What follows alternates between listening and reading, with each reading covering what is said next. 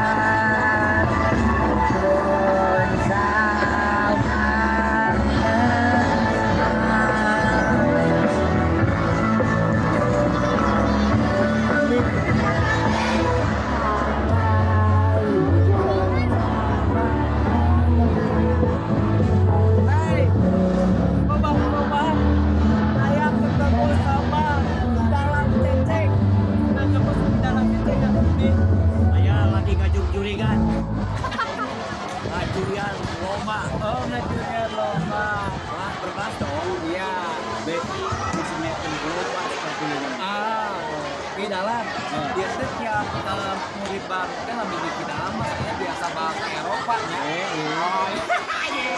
Di dalam ya memang lama tiap murid itu selalu ada pentas seni seperti ini. Wah ini tiap tahun dapat murid baru. Jadi kami mencari bakat terhadap mutiara di dalam rumput. Ada yang makan nyanyi,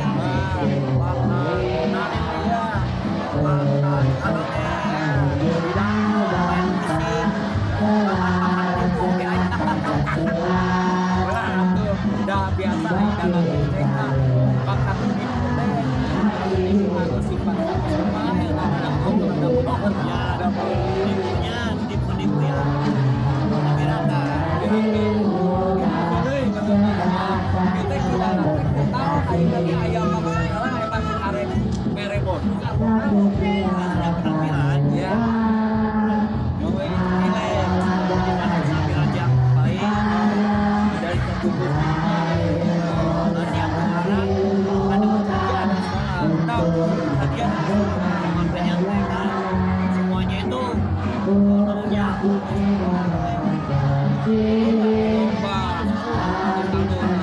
sekarang saya akan nanya nih ke kepala sekolahnya Pak Sunarto, prestasi apa aja yang sudah didapat khususnya anak-anak didik Bapak di Bangkilin Sani ini? Kita kan kalau prestasi mungkin ada akademik dan akademik ya Pak ya kan seperti itu. Kalau dari non akademik kegiatan kita yang pernah diikutin ya salah satunya yang kemarin anak-anak kayak seni tari, nyanyi dan sebagainya itu kita pernah menjuarai di tingkat kota kan ya dan seperti itu ya. Khususnya yang non akademik ya kalau nah itu prestasi-prestasi seperti itu yang kita perlu kita tingkatkan kan seperti itu. Kita kan juga selalu monoton istilahnya anak-anak berprestasi dalam akademik, tapi kita di sisi lain juga dari non akademik juga harus ada kan gitu. Dan kemarin yang udah ditorehkan anak-anak kegiatan serta lomba-lomba dari non akademik, anak-anak menjuarai juga, walaupun tidak semaksimal mungkin, tapi anak-anak ada prestasi dalam bidang non akademik gitu Pak. Seperti itu. Iya, berarti prestasi itu sangat tetap selalu diutamakan ya dengan nilai-nilai keseniannya. Nah sekarang sebagai pengembangan sehingga terlihat anak itu mempunyai bakat dan bisa menjadikan satu prestasi mengharumkan nama sekolah itu, bagaimana sih Kang? Ya, kan yang tadi sudah dibilang sama Bapak Kepala Sekolah ya. Jadi ada dua, ada yang akademik sama yang non akademik. Nah, kita untuk pengembangan sih, contohnya kayak acara hari ini kita kan ada yang namanya pentas seni ya, diperuntukkan untuk peserta MPLS yang baru masuk kelas 7 Nah, jadi di situ kita melihat dulu nih, pasti kan ada yang bakat-bakat mereka tersendiri ya.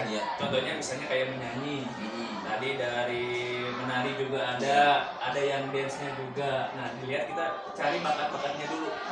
Kalau sudah ketemu bakatnya, nanti sama kita ibaratnya kita asah kemampuannya, bakatnya untuk bisa mengikuti perlombaan-perlombaan yang ada gitu. Dan kita tetap sih tujuannya mudah-mudahan mendapatkan juara. Nah di sini juga kita sudah ada guru kesenian. Kita ada gamelan, ada Pak Ceceng. Nah di situ juga hanya di Kota Bogor hanya 4 sekolah yang ada, termasuk kita yang ada gamelannya. Karena ada sosok seorang guru yang memang seni dan budayanya luar biasa. Betul. Kalau Pak Ceceng itu yang saya tahu biasa di luar. Dari anak yang nggak bisa sama sekali, sekarang bisa sampai ada yang bisa main gendang, ada yang bisa nyinden. Wah itu luar biasa. Nah, makanya pengembangan anak itu ya harus sangat penting. Balik lagi, kalau kita mau ngajarin anak, ya berarti kita cari si pengajarnya tuh yang benar-benar udah expert, udah berkepatan di bidangnya. Gitu. Misalnya kalau kita kan ada banyak ekstrakurikuler ya, misalnya kita drum band, itu pun kita juga harus expert yang mengajarnya. Jadi jangan sembarangan. Ada percuma kita punya siswanya yang punya bakat, tetapi yang melatihnya nggak ada kemampuan. Nah, nanti kan nggak akan bisa. Itu kecuali yang nggak bisa awalnya, tapi yang ngelatihnya itunya semuanya bakatnya bisa, pasti jadi bisa.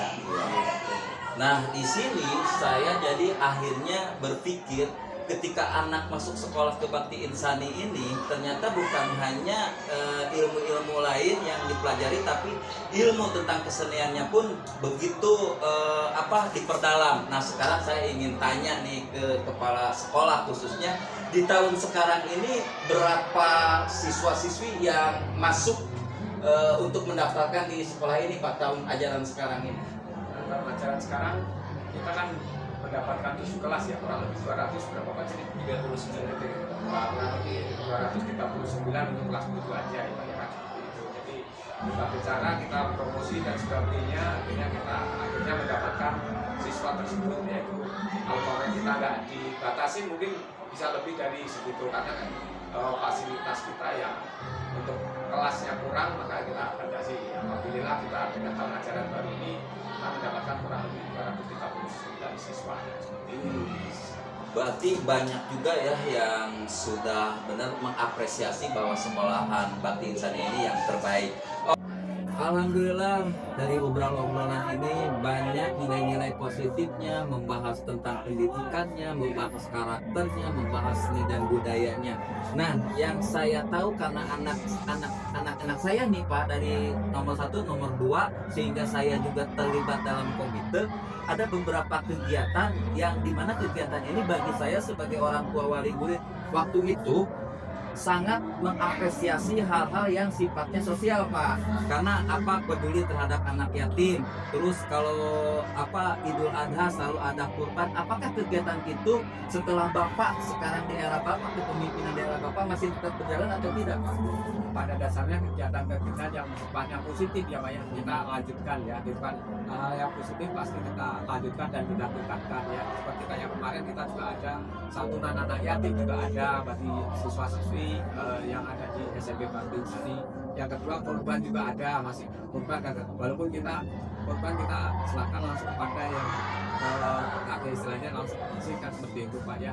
Terus kegiatan lain kayak beasiswa untuk siswa-siswa yang kurang mampu kita juga ada dari SMP Bakti Insani ini seperti itu. Jadi hal-hal yang pasti yang baik-baik lebih baik kita tingkatkan lagi supaya kedepannya lebih baik lagi seperti itu Pak ya.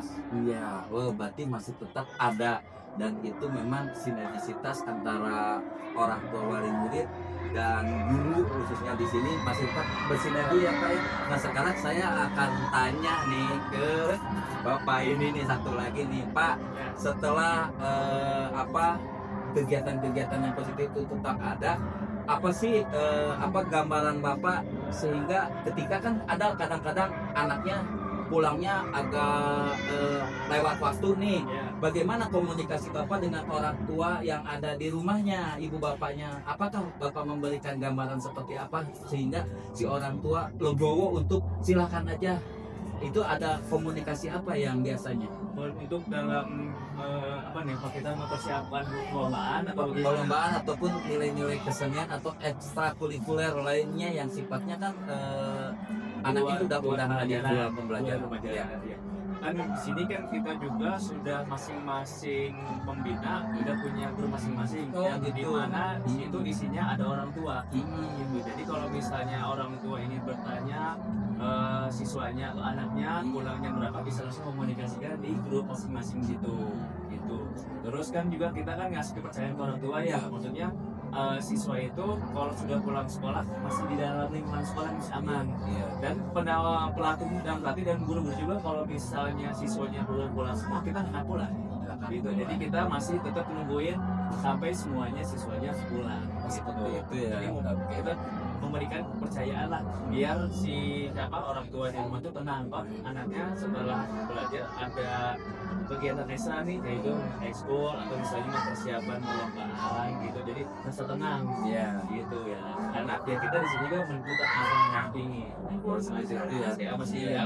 tetap masih sampai benar-benar anaknya pulang. Kalau kita pulang baru kita pulang juga. Jadi tiap ini ada grupnya, ada grupnya masing-masing, dan itu harus komunikasi tetap jalan dan harus pas respon kalau misalnya orang tua WA. Oke, nah ini udah nih sama kepala sekolah udah, sama bapak pembinaan kesiswaan udah. Nah karena di sini nih saya mendengar hawar-hawar. Kalau hawar-hawar bahasa Indonesianya samar-samar. Ada kayaknya pentas seni ya. Mungkin nanti juga kita akan ketemu dengan murid-muridnya. Dipersilakan nih Pak ya. Ingin ngobrol-ngobrol. Mungkin kalau dengan kepala sekolah dan gurunya pasti yang terbaik aja selalu diutarakan. Coba kita nanti akan ketemu dengan murid-muridnya, apa sih komentar dari mereka selaku murid-murid atau anak-anak yang ada di sekolahan Bakti Insani. Oke, kita tunggu. Oi, ternyata di sekolahan Bakti Insani saya melihat sosok anak yang masih muda belia tapi bisa memainkan organnya.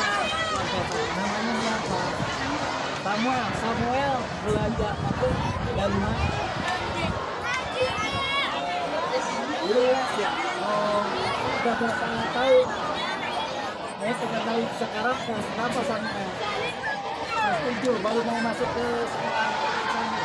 Oh, kenapa sih pengen masuk ke sekolah Bakti sana, ada apa? Kok banyak teman-teman, lengkapnya cita-citanya apa sih? Apakah pengen jadi musisi atau jadi apa? Musisi, seorang pemain, pokoknya pemain musik ya. Oke Samuel, terima kasih ya, sangat luar biasa, teruskan bermain musiknya ya lebih internasional. Thank you Samuel. Oke, saya masih dengan ketua OSIS-nya SMP Bakti Insani yang cantik ya, namanya Sakira. Dia bukan hanya cantik wajahnya, kalau wajahnya udah nggak ragu lagi benar-benar cantik, tapi dia punya olah vokal yang sangat merdu. Nah Sakira, selama ini Sakira dengan talentanya bisa bernyanyi pernah juara.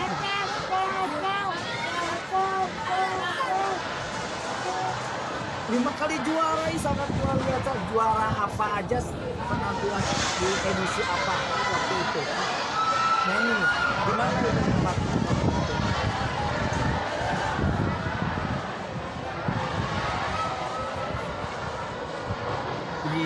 Tadi Shakira juga bisa nyanyi dukungan ya dengan keseruannya. Shakira, tolong berikan ungkapan-ungkapan baik buat adik-adik kamu yang sekarang ini baru masuk nih, tapi kelas 7 dong ya. Kan kamu kelas 9 ya, bentar lagi lulus ya. Berikan motivasi bahwa di sekolah bakti kamu dengan talenta-talenta kamu, berikan nilai-nilai positifnya buat adik-adik kamu. Apa sih nilai?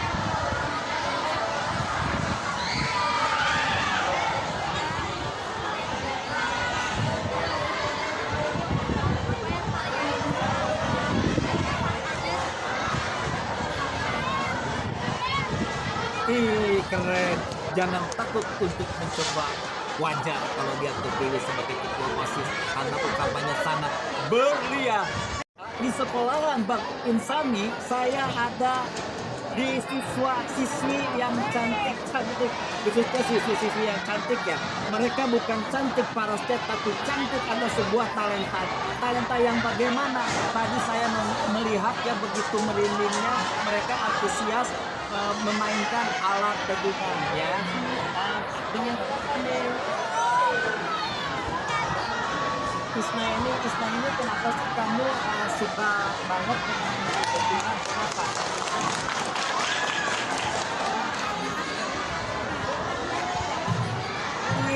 Luar biasa nih, anak-anak muda mau melestarikan budaya khususnya dengungan sangat luar biasa.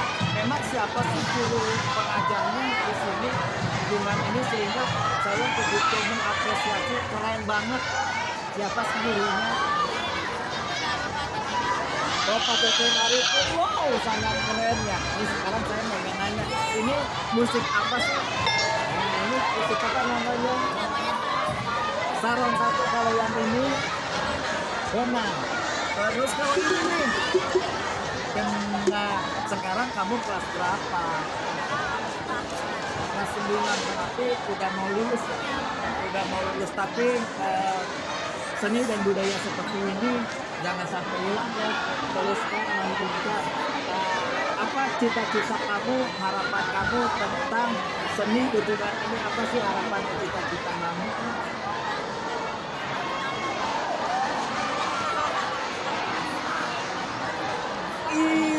Sangat berlian ucapannya, tolong dilestarikan sampai akhir hayat ya.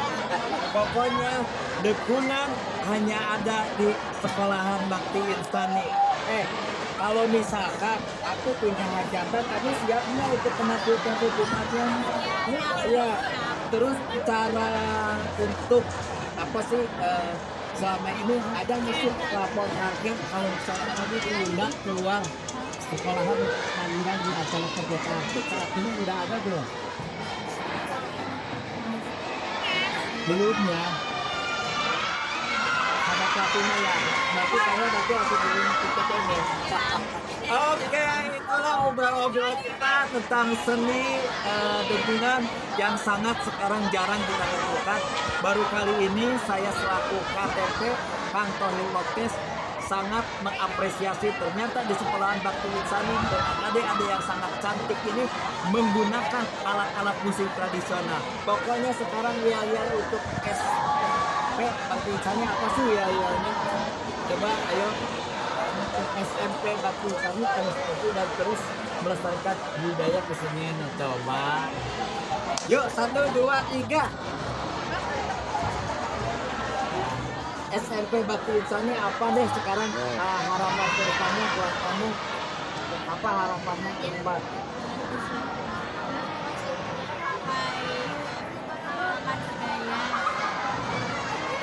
Oh gitu harapannya, jangan sampai menghilangkan nilai-nilai seni dan budaya. Itu harapan adik-adik yang cantik. Oke guys,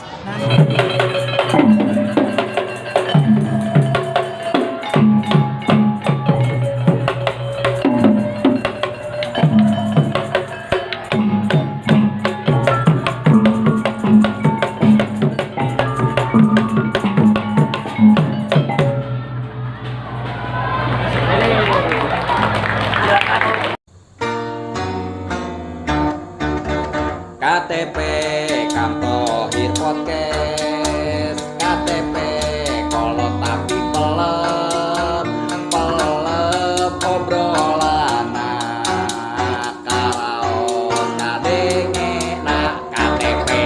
Kang Tohir Podcast.